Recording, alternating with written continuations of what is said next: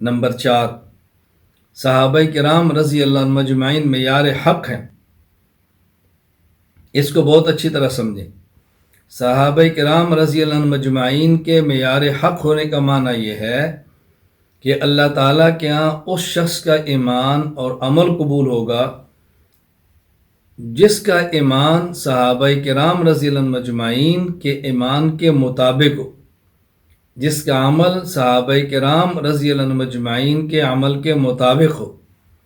اگر عقیدہ صحابہ والا نہیں تب بھی قابل قبول نہیں، اگر عمل صالح صحابہ کرام والا نہیں تو تب بھی قبول نہیں۔ تو عقیدہ اور عمل میں معیار صحابہ کرام رضی اللہ عنہم اجمعین ہے۔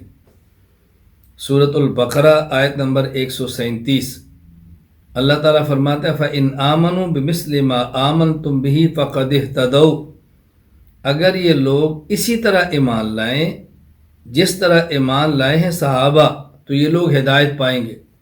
تو یہاں ایمان میں اور عقیدہ میں صحابہ کرام کو معیار بنا دیا گیا۔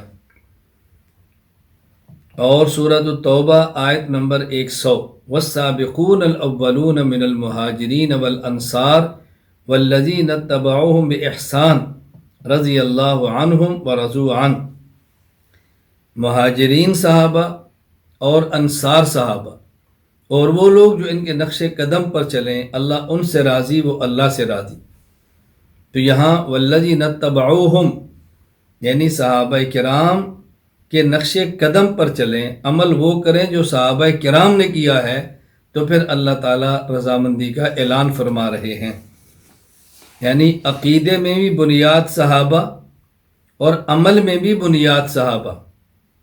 ایمان اور عقیدے معیار صحابہ کرام ہے دلیل، فَإِنْ آمَنُوا بِمِثْلِ مَا آمَنْتُمْ بِهِ فَقَدِ اهْتَدَوْا، اور عمل میں معیار صحابہ کرام دلیل، وَالسَّابِقُونَ الْأَوَّلُونَ مِنَ الْمُهَاجِرِينَ وَالْأَنصَارِ وَالَّذِينَ اتَّبَعُوهُم بِإِحْسَانٍ رضی اللہ عنہم ورضوا عنہ۔